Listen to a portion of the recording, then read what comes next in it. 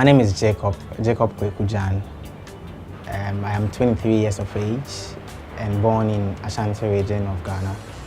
I am Chief Executive Officer of Adriot360, a leading startup in providing 360-degree services. When I say 360-degree services, I mean all-round degree services.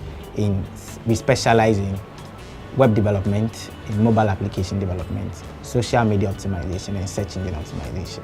And so what we look to do is to be able to move the position of Ghanaian companies and in the near future African companies from being local companies and make them global. Say you make bags somewhere in Nairobi.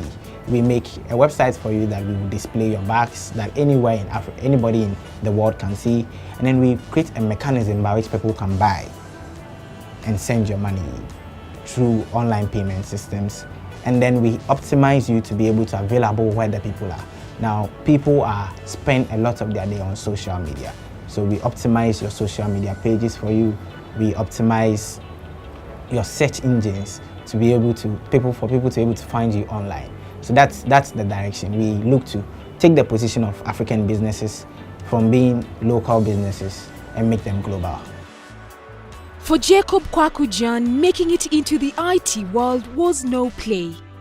Growing up, life was not a bed of roses for the 23-year-old IT guru. I think I had quite a humble beginning.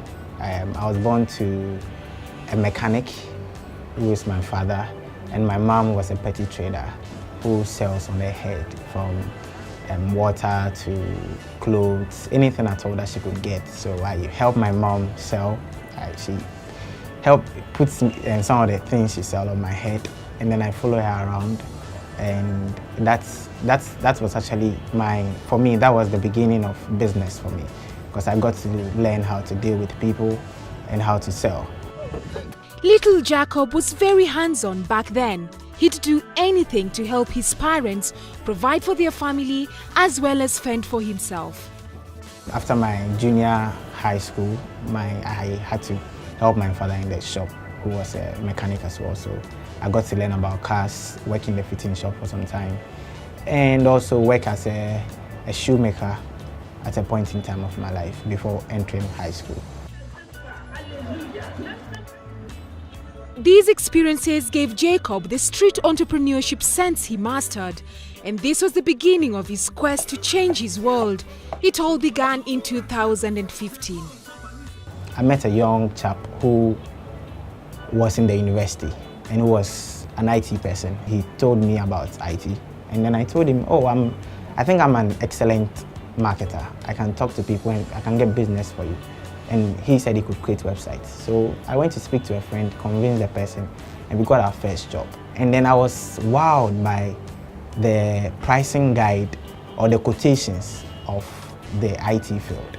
And so I realized that there was a lot of money in IT. I had to sit down myself and learn, practicing for my father's single room and setting up my office in my father's room. At the time I didn't even have call cards. So I just go to occasions, meet people and tell them, I'm a web developer, I can create websites. You sell shoes, I can create an online shop for you that you can sell across the world. And once I get the job, I take their numbers on sheets of papers, make follow-up calls, and today it's turned into a company as this. Jacob began to see greater possibilities in the IT world, which gave rise to his company, Adriot360. In other areas, we provide other much more complex IT services in the areas of networking, that's computer networking, in the areas of hardware, software installations, hardware repairs, CCTV camera operation, tracking systems for cars, and all that. So we build softwares that we also offer. We sometimes look at a company and what you lack, and then we build a software that would help make your business much more easier. Adriot360 currently has a team of 12 full-time employees. Part of Jacob's challenge setting up his own company was managing his team better. Just a year into the IT business, Jacob set his eyes on the right leadership program, the Young African Leaders Initiative, or YALI. I always looked for books, looked for avenues I could learn about leadership. So when I heard President Obama, who is somebody I look up to as well, talk about leadership and how the yearly institute is set up to train African entrepreneurs and leaders. I said that's something I should be a part of. So I applied. I was part of the third cohort of the regional leadership center. I wanted to better myself as an entrepreneur. I wanted to better myself as a young leader. Leadership has always been something on my heart, especially being a very young person leading a team. Looking at the fact that my team, even at the time, they were much more older than I was. I think I was about 19, 20 at the time. To the management of that organization.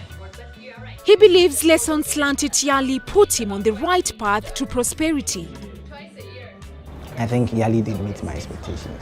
I learned a lot of skills, transformable skills, and transferable as well.